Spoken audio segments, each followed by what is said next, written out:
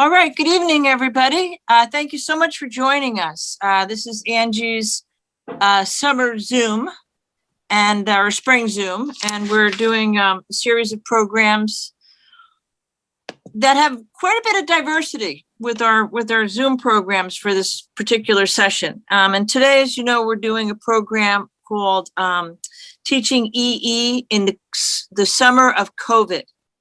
And it's a really unique program because of all of the pivoting and all of the accommodations. And I don't know if you saw the news today, but there was a huge announcement by President Biden that if you are vaccinated, you don't have to wear a mask, which I almost fell off my chair because I can't, that was hard to believe. I know I personally am, everybody's going to have their own, but things like this, as everything's shifting, we have a lot of decisions to make this summer for our kids to keep them safe. And I think as much to keep the parents knowing that their kids are safe. So I think it's really, really an important topic. We have 4 presenters tonight. And what I'm going to do is introduce them just slightly, and then when they're on, they will introduce themselves a little bit, tell you a little bit more about what they do and where their programs are coming from. So we want to welcome Erin Rounds, who is the Director of Education at the Woodford Center, Cedar Run Wildlife Center Refuge. Excuse me, I'm going to say that again, just for Erin. The Woodford Cedar Run Wildlife Refuge up in Medford. And we have David Alexander, who works for the Essex County Environmental Education Center and does programs there. We have Siebecker, who is the director of the new Weiss Center for Education, Arts, and Recreation in Ringwood, New Jersey. And we have Nora DiCaro, who is from Duke Farms. And these are all really, just on a side note, phenomenal outdoor facilities that you may want to look into as well for your own personal recreational activities and things like that. I'm just going to go in the order that I have them on my sheet here. So I'm going to have Erin go first, and then we'll hear from David, and then we'll hear from Ann, and then we'll hear from Nora. And we'll get about 10 minutes from each, 10, 15 minutes from each speaker. And then if you have any questions while they're speaking, if you could put it in the chat and just type it in, we'd appreciate that. Or you can, we'll have a little Q&A at the end of our session. We'll have time for that also. Okay. All right. So without further ado, we're going to have Erin begin. And Erin, you want to turn your mute off and you can talk a little bit about what you do with your kids in the summertime. Yep. So thank you everybody for coming out this evening. As she said, I'm Erin Rounds, Director of Education at Cedar Run Wildlife Refuge. I've been at Cedar Run 12 years this month, and this will be my 13th summer working summer camp at Cedar Run. So I started as a summer camp intern. I eventually became full-time staff and director of education just the last year and a half, but all of the years, even if I wasn't a camp counselor, I was always filling in for camp and overseeing our other camp counselors and our interns. So as you all know, last summer, camp was allowed to run in the state of New Jersey. Unfortunately, they gave us a very last minute decision. We kind of planned that we would have some sort of camp and hoped for the best. And we found out a couple weeks before camp was able to start that we were actually able to run our camp. Unfortunately, a lot of our people that had signed up early in the year, like they normally would, January, February, some of them did back out. Obviously not feeling super comfortable sending their kids to camp last summer, but we did get quite a few, probably about half of our enrollment was all new families. So families that hadn't come to summer camp before. So we were kind of impressed by that. We thought we would get a lot of our repeat customers because they had already trusted us, knew how our camp run. But we actually had a lot of new folks last summer as well. So we had just a couple weeks to kind of get everything rolling for our summer camp last year. Thankfully, we already had all our staff in place and we had a lot of registrations that were willing to continue. We did offer virtual camp. We plan on offering it concurrently with our in-person camp, but we ended up not getting a whole lot of interest for that. So I think if we weren't able to run summer camp, we probably would have had a lot of virtual campers. But once people found out they could actually come out to our site, we only ended up running 1 week of our virtual camp. And it only had about, I think, 6 kids. I know David had some success with virtual, so he'll talk about that later in boxes and things like that. So on a typical year, we see about 225 or so campers over the course of 8 weeks.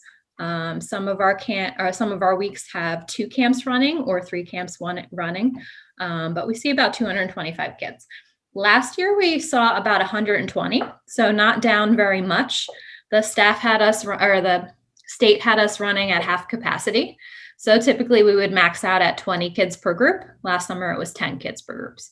So we still ended up with pretty good summer, way better than we were hoping for. We thought a lot of people would be more cautious, but everyone seemed to trust what we were doing. So once we found out we could run camp, we did a virtual open house. So the families that were already signed up, as well as those who were thinking of signing up, could get online virtually with us and ask any questions that they were concerned about. We found that we didn't get a ton of interest in it, but the people that did come to that were really excited that they could ask their questions rather than emailing with us, and those sort of things.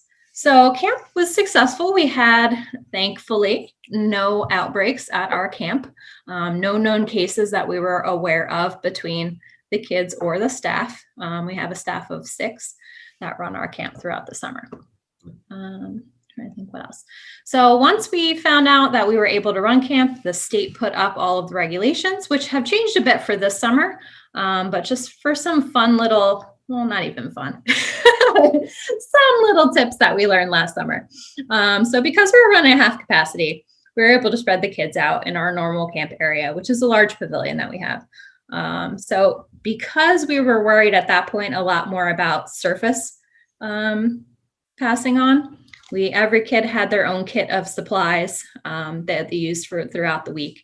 So everyone had their pencils, they had their colored pencils, they had their markers, their scissors, their glue, all personally for them. So we had the kids staggered in our pavilion with their bin of things. At the end of the week, we would sanitize all that stuff and pass it on to another kid the following week.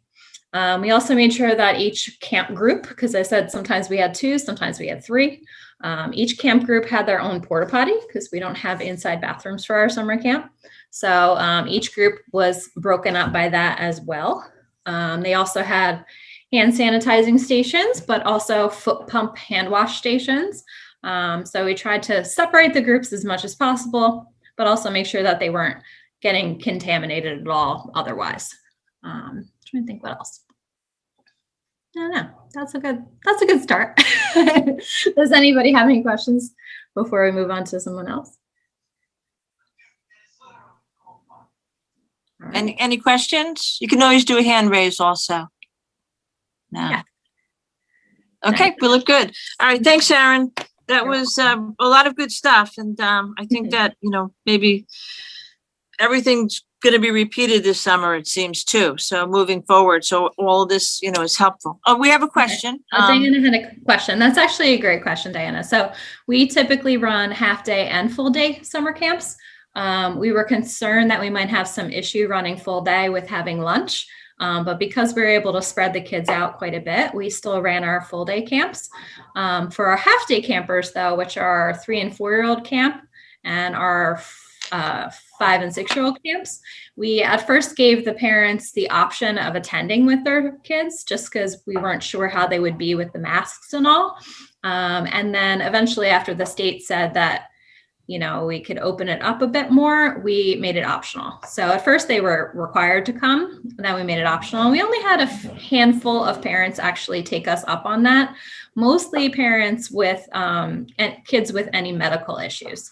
So we had a few of those parents just tagging along, making sure their kids were following the distancing and the masks and all of that. But we were able to run both of those camps. We'll do the same this summer. And we actually have found out that we can run at full capacity. So right now we have actually sold out our camp to where we were about a month ago. And then the state opened it up to be a full opening. So we actually have about 150 people on the wait list, which we are reaching out to right now saying, yes, you can come. So it's been a really great year. So we're hoping everything works out for us this year too. Thank you. Yeah, thank you, Erin. And that's wonderful to hear that you guys are full up, because that's really good news. Yeah. Typically we wouldn't completely max out. We would get pretty close. But we made it to our max at half capacity numbers by April, which is okay. Fantastic. Okay. Yeah. All right. Our next speaker is David Alexander, and he's the Senior Naturalist and Program Director at the Essex County Environmental Center. Okay, David, the floor is yours. Thank you. So I'm not really worried about COVID. I'm getting ready for the Brood X. On my oh yeah, Brood X cicada eyes ready to go. The cicada.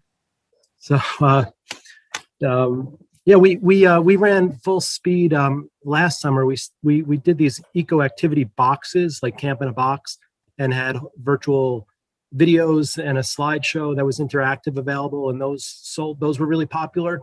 But then when camp opened up, we also ran camp. So like Erin said, she was a camp counselor now with 12 years. That's like when you talk about how old the Lenape are, you'd say, oh, I'm 12 winters old. So I guess for an environmental educator, it's like, yeah, I've taught camp 16 years here.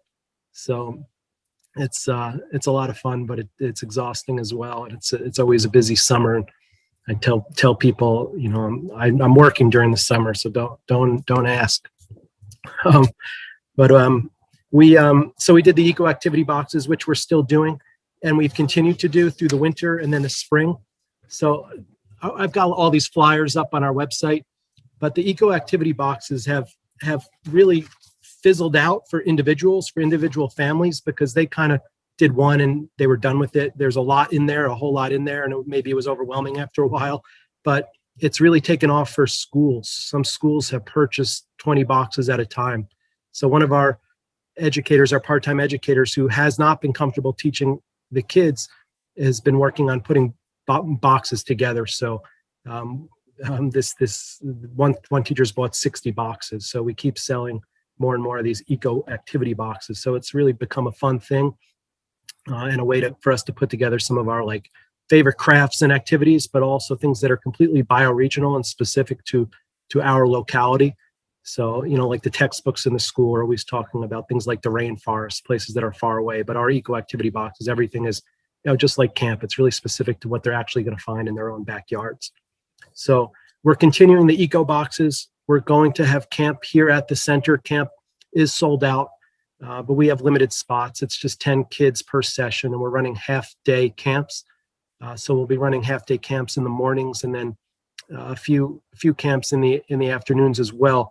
But we also keep a lot of availability open for school groups, private programming, scout groups, birthday parties. So we're starting to fill our schedule up that way, but we have to limit our numbers. So it's like 15 participants per group is what we've been doing. On site here, or we can do outreach. We're scheduling outreach, but right now it has to all be outside. So we can bring a table, or they can have a table for us, but we can do all sorts of outreach programs as long as it's outside. As an example of that, the libraries this summer is Tales and Tales, like animal tales and story tales. So we've got library outreach. So we send that out to all the local libraries, and they sign us up for a variety of those programs. But then we also put out a summer program schedule. So trying to make things specific to the specific needs of all the people who call and ask. So I've got a listing of specific summer themes for groups to call us out on for an outreach, or they can come here again for small groups, or virtual. We're still doing virtual. Virtual classes are $50 a pop, which is really a great deal for 45-minute visit with a special guest. So the calendar's starting to fill in with those activities. But there's one more big thing we're doing this summer, and it's a butterfly tent. We actually ran our butterfly tent last summer as well. And the way we've been doing that is with time slots. So we've been running a lot of time slot based programming. Every month since last April, I've been running family time slot programs every Tuesday, Wednesday, Thursday, 2 p.m., 3 p.m., 4 p.m. So it makes it really easy for families to sign up for a time slot. They can just call us. We open up our Excel spreadsheet. We just write them right in, and then we send them a follow-up email, and then an email a day or two prior where they know exactly what to bring, how much money, how much cash, check, exact change, where to meet, and try to use that universal design, keep it really easy to follow for anybody so that they can pull up in either parking lot and see signage. And as little, even if they're not paying attention, they can still follow and find us where they need to find us, because they're not walking through the front door because the building is still closed. So the time slots have been critical to our success the last so many months, because it's just helping people to sign up easily. So for the butterfly tent, we're doing that again this summer, time slots. It'll be 15-minute time slots for groups up to, I believe, 10 people at a time in the tent. We have a 12 by 24 foot tent. It's outside, so we can have good size capacity in the tent outside. The tent is really based on how many people can be inside. Now that one of our buildings is allowed to be open, that's the maximum capacity inside. So we wanted to match the number of individuals that could go in the tent with the number of individuals that could go in the building to see butterfly themed exhibits inside. So that's exciting that we're actually able to follow through with that. One of the biggest challenges right now is just finding part-time staff, finding somebody who actually wants to work this summer for $12 to $15 an hour, and help us with some of these activities, because I could be offering more programs if I had more educators available. But right now here, it's really just Heather and I teaching. So if Heather's in camp, then I'm available, but I can only take a 15-kid group at a time. I can't take a 30-kid group at a time. So it's really limiting. Financially, it's limiting to the center. Fortunately, it's a county government center, so nobody's really hurting here. And to tell you the truth, as an educator, I've really loved it, because small group is always the way to go out, outside, creating engagement, and then also getting a lot of the parents involved as well. Usually it's always been kid drop off, but now we have parents involved, and the parents are finally getting to see what their kids love about it so much. So one more thing, I don't know if I'm taking up too much time, but we are doing fishing derbies. We are running fishing derbies. People can bring their own poles and bait and whatnot. We've got lots of space around some of our ponds and reservoirs in the county, but we also provide poles and worms and hooks and help engage people in catching like sunnies, mostly sunnies, maybe a bass, maybe a catfish. So that's exciting that we're actually going to be able to offer that this summer. And then I'm just working today on the summer brochure. All of our public programs have been filling up immediately, like our canoe trips. Like Saturday, I've got a canoe trip and a dinosaur discovery walk to see some fossil tracks. They fill up immediately. So as many public programs as you can fit on your schedule, I'd say go for it, because people can't get enough of those outdoor opportunities that nature centers have to offer. So happy to take any questions now or anytime. Anybody's always welcome to reach out to me, and I'll share everything. Thank you. If anyone has a question, you could unmute and ask David now. Any questions? Going once? I'll be selling Brudex glasses on my Etsy account. I love them. Okay. All right. Thank you, David. That was great. And I know you have some really great programs there. I love the facilities there. And I'm glad that everybody's getting back a little bit. That's wonderful. Our next speaker is Ann Siebecker from the Weiss Center for Education, Arts, and Recreation in Ringwood. And Ann is one of our recipients of the Pat Skelly ANJEE Excellence in Environmental Education Community Award. So we were glad to have you with us. Yeah, glad to have you with us. Special honor. We look at the whatever you call that all the time. It's beautiful. Your award. Yeah. Yes. It's a major award. A major award. From the movie, right? Home Alone, yes. Yeah. So, yeah, but it's Is so it okay nice to if I have share you my here. screen? I have a small presentation just to help me talk along. Yes, we can do that. I'm going to make you a host. Let me just find you on here. Are you under a different? Oh, no, I got you. Oh, yeah, you are a co-host. You should be able to share screen. I see that. Okay. Got it? Okay. Okay, and Ann is from the Weiss Center up in Ringwood. And again, the facilities up there, the grounds up there are absolutely beautiful. So another nice place to put on your list if you haven't been there. Okay, you have the floor, Ann? Okay. Can everybody see that? Yes, Okay. it's on the screen. Yeah. So this is just, just a little bit about me. I'm the director at the new Weiss Center. Some of you may know it's existed for a long time. It closed. We reopened it in 2016. Last year, when COVID came, we were closed for 3 months, and many people were during quarantine, but we made the decision to open as soon as we were allowed, whatever that was, July 13th.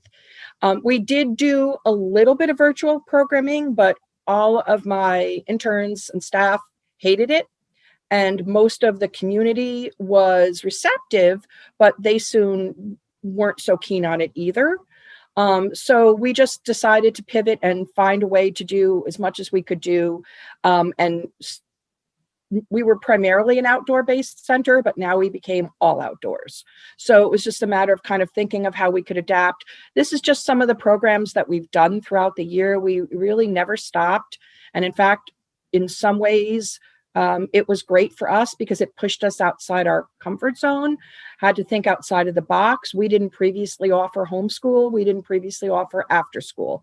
So when we lost all of our field trips, which was a major thing for us, we had to figure out, okay, let's reach these people. Let's provide what the community needs. And we introduced all sorts of new programs. So this is just a little smattering of some of the things that we've been doing the past year.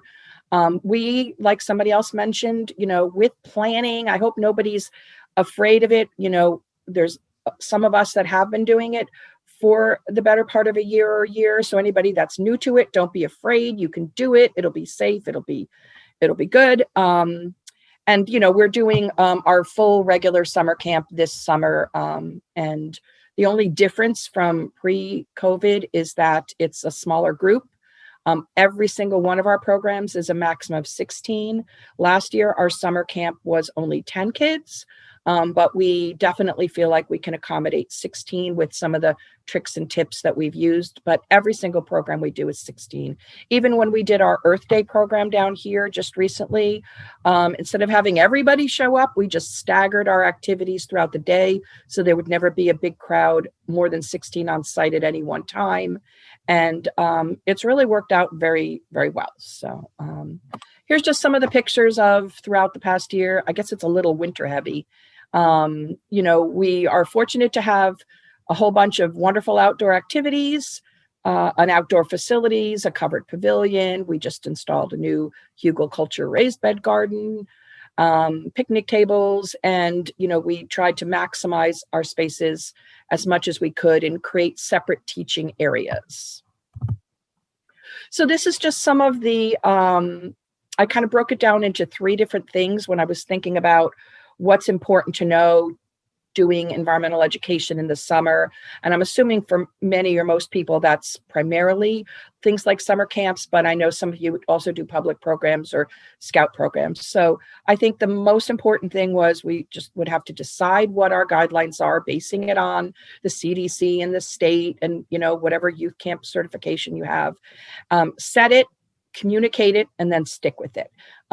Creating a chain of command. So, we don't want the intern deciding how to enforce things. They would go to the senior counselor or the senior educator. So, determining who, how to handle things, who handles them, and then basically just sticking with it. For our staff, we made sure to explain, here's why we're doing this, for them to understand a little more, because everybody feels so differently then and now about the different protocols, vaccines and masks and social distancing. So it was really just a matter of, this is what it is, communicating it, training them, and then, making sure we reinforce it with them. I think one thing that, we learned quickly is there's maybe the reality, and then there's the public perception. And so, the worst thing is when somebody, jumps on social media and says, I heard that they're not following guidelines, And so for our staff to know that even if they think it's insignificant, it could be insignificant for other reasons. So somebody sees a picture, the kid tells the parent. So, as long as we're following what we say our guidelines are, then we're good. And if somebody decides our guidelines aren't right for them, they're too strict or too lenient, and we've had complaints about both, then that's their decision to make. And we tell them we hope they'll come in the future, but just stick to it. We also did some going over scenarios and tips, because some of our staff, we have some paid staff, some part-time, but we also rely on interns, and they were very uncomfortable with the whole thing, saying anything to anybody. So we did some like role playing and things like that, and that was helpful. And we also would talk to the staff and get their feedback, like, oh, this game was way too hard to do and still have them be socially distant, or, oh, we can't have them do this with masks on, they were gasping, or whatever the case may be. We would just ask them to be a part of the process of whatever protocol was set. And it worked pretty well last year, and it's worked better and better as the year went on. So then when it came to programming, I think one of the main things was, as a few people said, people are just desperate we do a lot of kids programs. We do some adults too, but particularly for the kids, the parents are desperate for the kids to get out, not just for nature and environmental education, but also for the socializing aspect of it. So they were very appreciative. As other people have said, our programs fill up like and sell out in a snap with waiting lists.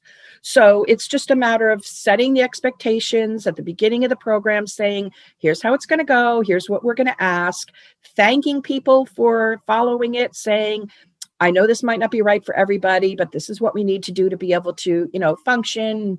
And, they appreciate that. We also made sure if something seems like it was a program that was just going to cause everybody stress, we just won't do that. We spent a good amount of time brainstorming on, well, everybody loves this game, but that game winds up with everybody in a big pile. So let's figure out a way to restructure this lesson or this activity or this game to make it easier for the staff and for the attendees to do. We really, really cut back on using materials and supplies. We tried to use everything found in nature. Somebody else touched on it last year. There was more concern about, touching surfaces, but still in all, some people are still apprehensive about that. So we just basically said, let's try to go supply free, which is a lot cheaper too. So, but when we did have to use any supplies, we would try to not have them be shared or separate them into additional individual portions. And I think one of the biggest things we found this year is we want to have this credibility, our focus on environmental education. Hey, we won the award, but we really had to follow the needs of the parents and the kids, which was less content, get them in nature, but focus on the kids' ability to interact with each other, have a good experience, replicate some kind of a normalized socializing. And so they were in nature, but we dialed back a little bit on the content. And, many parents said, we just want them to be outside. So, that was a decision we made, and it's been pretty well. I mean, we still work the nature in there, but, so that was the thing. We also did a lot more with solo activities, where we would be in a group, but separate everybody. And then they would be working on an individual project that we would then talk about instead of doing it as a group activity. And when we did group activities, we would try to designate a different thing, like we did a mini bio blitz or an experiment. Everybody would kind of have a different role rather than let's all go to the stream and do this. So that was with programming. This is just some logistical things. Whatever you decide, whatever your protocol, whatever your rules are, you decide that and then promote it everywhere. Every forum we have, every every, we're on our website, every social media, every flyer, it's everywhere. So everybody knows what it is, and it's up to them whether they're comfortable with it or not. Group size small, we talked about. A couple people talked about this, but we did do that last year where we had a camp pack for the people that were there every day. So just a few minimal things so that there'd be no need to worry about sanitizing. We found it was great with to have lanyards, so they have the masks hanging right there. So if we stop to do an activity, we say, okay, you're all going to be together, get your masks on. There wasn't digging around in the backpacks. We have had times during this past year when our protocol was masks on, except when we say we'll have mask breaks and you're really social distance. And we've had times like now where we flipped it and say, you don't need masks outside as long as we are confident we're in an activity or a program where we can maintain social distancing. So either way, just making sure we're telling people, and sometimes people are uncomfortable saying, I need a break to take my mask off. So we try to make sure that nobody feels judged and everybody can have a moment if they need it. We always do this, the 6 foot swipe, you're a bubble, make sure there's that distance. A couple things on the bottom. I think the no judgment thing is there's so many different opinions that a lot of times when particularly parents have called, they're on edge, and you can tell they're sometimes worried that you're going to take issue with their stance. So we just try to make sure we don't judge anybody for wherever they fall on whatever side of the fence. And then we've been basically saying, just throw our regular refund policies out the window. If it's COVID related and we're just taking their word for it, you get your full money back. That usually we would say, when it's very close to the time, you wouldn't get it all back, but we've really made that very flexible. This is just a couple other things we did. When you're struggling to keep the kids apart, we were in the midst of assembling our new raised bed garden. So we just stuck them in the beds to keep these two apart that kept getting together. Over on the right, we cut slices of a log to make little outdoor tables, and then we placed them. We made more outdoor classroom spaces. Just got to get a little creative with what you got. And then last, if anybody wants to get a hold of me, that's my email. I also want to mention I do environmental mentoring. If you know any college students that would like a one-on-one mentoring session to talk about internships or their resumes or careers, I have openings on Eventbrite. I've actually been offering it for free, but I get stood up a lot, which is kind of awful. So I think I'm going to start charging $2 just so people maybe feel like they have to show up. So that's all I have to say. I hope I made it in my 10 minutes. No, that was great. Thank you, Ann. And again, more good tips and some good information. How do you afford the wood for those boxes? Donated. Donated, and some of it we had a year or two ago. We had to have a lot of trees taken down, and somebody brought in a portable mill, and we milled some of it on site. Sweet. But we've got a lot of. I'm really good at begging for donations. I didn't think I would ever be good at it, but I'm really good at it. Everybody in this field is. Right? You have to develop that skill. Yeah. And some of it was left over when we have scouts that do Eagle Scout projects. They leave their leftover. So there was nothing matching there, but might have looked it, but it was nothing matching. So.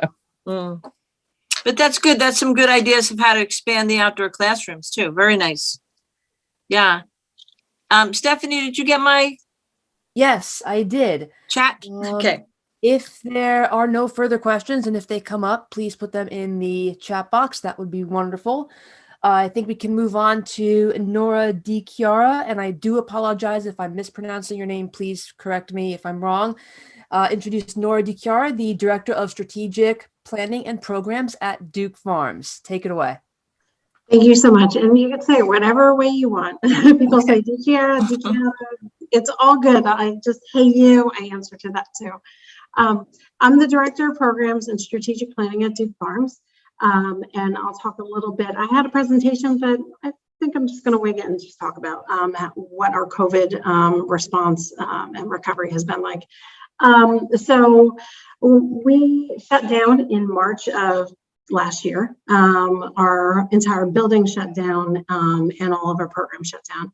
In a typical time period, we get about 170,000 visitors, regular visitors who come into Duke Farms a year. So it gives us a unique opportunity to have very quick experiences, quick educational experiences with people. For us as staff, it doesn't always feel very fulfilling, but we do it anyway. We also have over 350 programs per year, ranging in everything from child programs all the way up to professional development. We do not do camps though. So that is one thing that kind of differs, is different between us and traditional environmental education centers. So we went offline in March. That was, we also may want to say Tony Fauci is on our board. So it was really important for us to keep safe and make sure that there were no transmissions at Duke Farms. So during that time period, I instantly tried to pivot my staff over to online classes. That is something that I've wanted to do for a really long time. And as soon as people started to do it during the pandemic, I was like, this is it.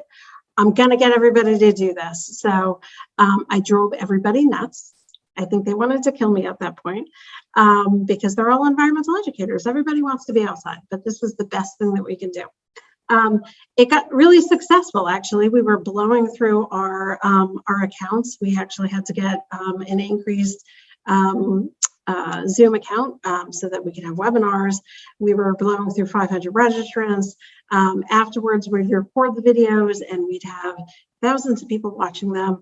One of our YouTube videos, and it wasn't even the best program that we had, don't tell the person who did that, but it got like 8,000 views within 24 hours. And we're like, what the heck happened? It just ended up somewhere. So, we're kind of like, metric sluts when it comes to this stuff, where we're like, this is freaking awesome. We love this. So we want to do more and more of that. So that was really helpful in getting staff to do that, because we had a lot of staff who didn't really feel comfortable giving programs in person, added to the fact that we don't want any kind of like transmission of COVID at Duke Farms. So we continued to do that until probably about January, February of this year. That's when we came out of the winter and we decided to have in-person programs. So what we're doing now is we're no longer in the orientation center. Everything is outside. Our building is still closed. We'll probably still be closed for another couple months. And we've been doing some outside programs. All of our programs, so what we've been doing with that is either having like these pop-up, we call them screen houses. So we got them at Wayfair. They're like pop-up tents that you can leave outside for more than 24 hours, because the pop-up tents, how many of us have gone through them and gone through them and they blow away and they bend, and you need 4 people to do that. It's just impossible. So we brought these pop-up screen tents, and it's nice because you can put screens behind them and put tables in, and that way you don't have people walking up behind you and scaring you, and you've got like a natural social kind of distancing thing. Put the tables out, and then so our regular visitors who are coming in, we're able to have like almost like pop-up programs out on the property. My staff feels safe, visitors feel safe. We haven't had a problem with people coming to our tables without masks on. If they do, we just tell them, I don't feel comfortable with this. Can you put your mask back on? And haven't had any problems at that part. We've had problems throughout the property, in our farm market and things like that. But when it comes to education, they seem to be very aware of that. The other thing that we're doing with our classes, we're not, and again, I think we're running into the same issue that David's having with staffing. We're trying to staff up. It's taking a little bit longer. So in order to kind of help out with that, we are doing one program in the morning, and then we'll have different slots of it throughout the day. So you only have to prepare one class, and then you give it to the different 10 sets of people throughout the day. And that seems to be working out really well. We do a lot of communication beforehand in the description. Masks are required, social distancing, the whole thing. We meet outside. We've got big obnoxious flags that direct you to where to go, because that's half of the issue. We don't want people running around all over the property and they don't know where to go. That seems to be working out pretty well. Is it the level of programming that I love?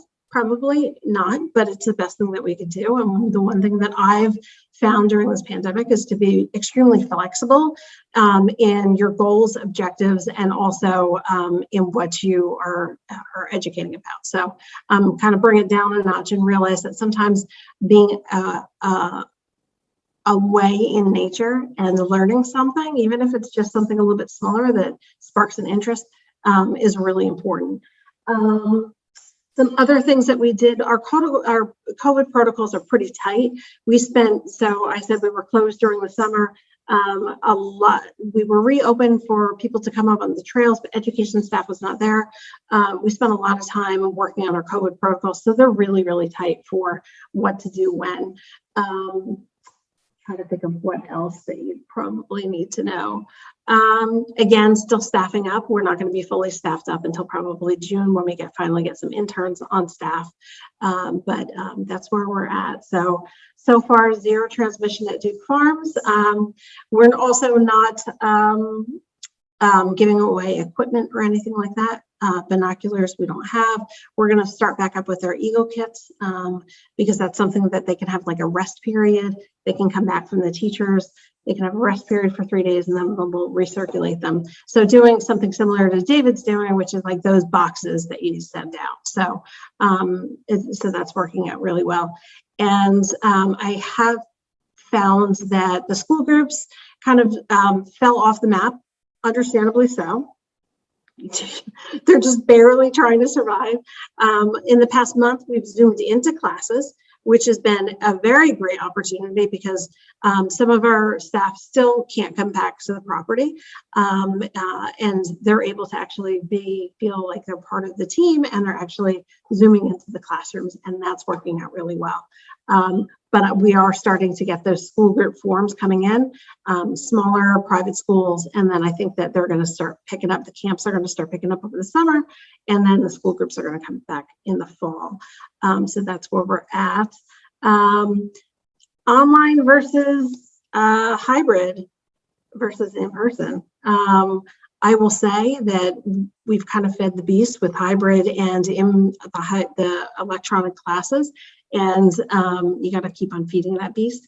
So we're going to continue doing that. We've had a lot of success with that. We'll continue doing some online programs.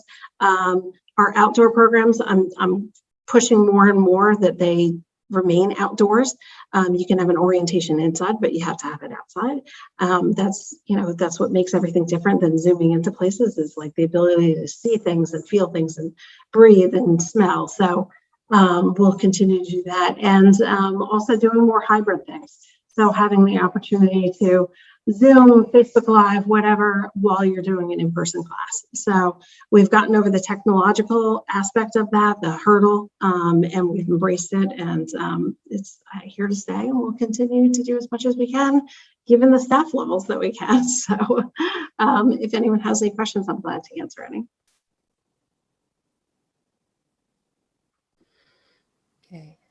Are you using the transportation shuttles at all, or it's just all walking?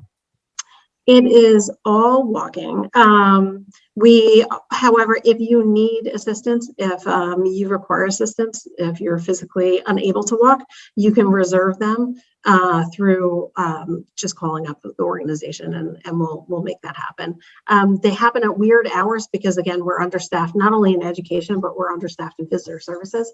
But if you call us up beforehand, we've got the golf cart where we can take wheelchairs throughout the property. So that's good. And then I saw something in the chat. What does a hybrid class look like? It depends. It actually has been working out pretty well. If you go to our YouTube page, we have our latest upload to YouTube is all about ag at Duke Farms. And what we did was we had some group of people there, and we also had one of our environmental educators, our ag educators, underneath a tent out in the fields. Basically with an iPad on an easel. So he was mic'd. So he was able to speak to the audience that was there physically because the mic was able to project his voice loud enough and project it loud enough so that it was recorded. And then all you have to do is hit Facebook Live and it'll do that, and then it'll record it. And then we also had somebody at home who was assisting with that because there were certain aspects of the program that needed some illustration about the biology of cows or something like that. And so they were able to show it on a screen as well as have somebody out in the field. It's taken a lot to get to this point. I mean, it sounds pretty simple, but it's a lot of like trying it out and telling people it's okay, like, and trying it internally with staff and trying it that way. But now we've got it down. And I will say I'm really impressed with my team's ability to kind of pick that up and pivot and embrace technology in a way that we didn't even have our IT staff on staff. So it was really up to us to figure this out. And everybody kind of picked it up and, you know, like I said, I drove everybody nuts, but I think at the end of the day, after a year later, I think everyone's appreciative. And just the fact that we get so many new people who are watching our programs and seeing our programs or coming to our programs is just so, such a positive response to it that it just feeds our work for doing. We want to do more of these things. Nora, that sounds similar to Margarita Turtleback Zoo is doing similar presentations to that. Where they have zookeepers in different places and just jumping screens. Yeah, it's wonderful when it works. The first couple of times I'm like, oh my gosh, is this actually gonna work? But it works out. I'll have to check that out. I feel like my head's been down through a lot of this. And because even during the mix, we got a new executive director, so that was fun. But my head's been down a lot of it, but I'll have to check that out. Turtleback Zoo, that's awesome. Yeah.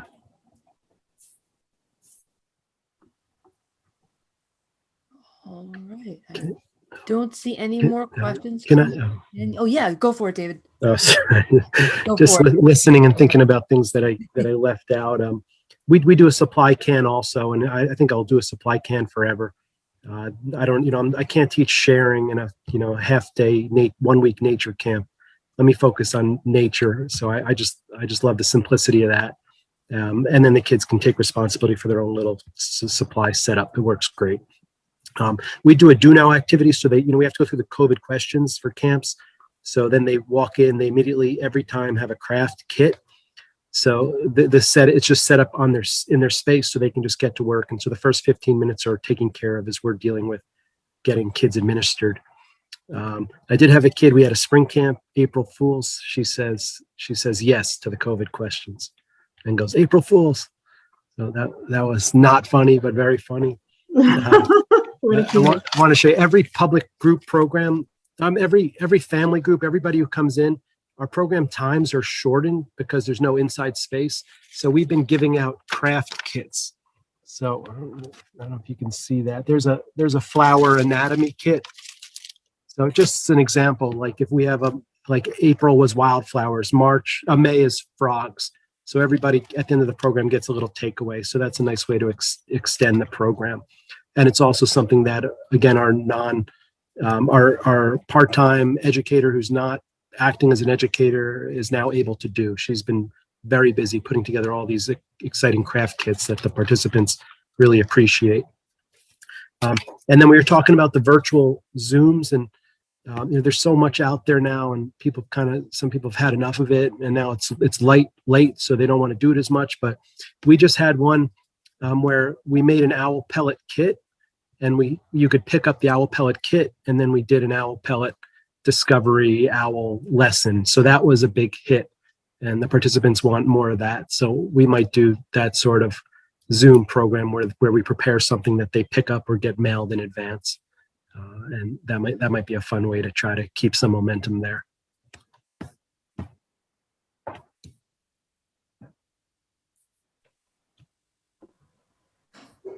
All right. Are there any more questions out there? Thoughts, comments? Nora, I was just curious, once you came back from your break, who was your first group that you hosted? Oh, of course it was Anjee. That's right. I was just wondering. It was Anjee. And actually, you were the first group that we hosted, and then we didn't host anymore until like the next year. So you're the last people who've been in, and you've been in. So. All right. We like being trendsetters.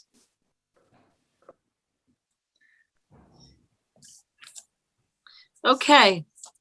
Thank you so much. I have to say, this was really an incredible workshop because of the importance of it. Like I said at the beginning, you know, keeping our kids safe is number one priority. But as we start to move back to a little bit of normalcy, you guys came up with some great ideas. I was just jotting some down. I'm just going to highlight a few. Because I know parents are looking to get kids outside, and that's really, you know, they will seek you out. I like David's time slots. That was a very good idea because that will make the parents feel comfortable going. Anne had masks on lanyards, and I'm thinking I'm going to put my mask on a lanyard now so that I'll always have it with me and I can always find it. That was brilliant.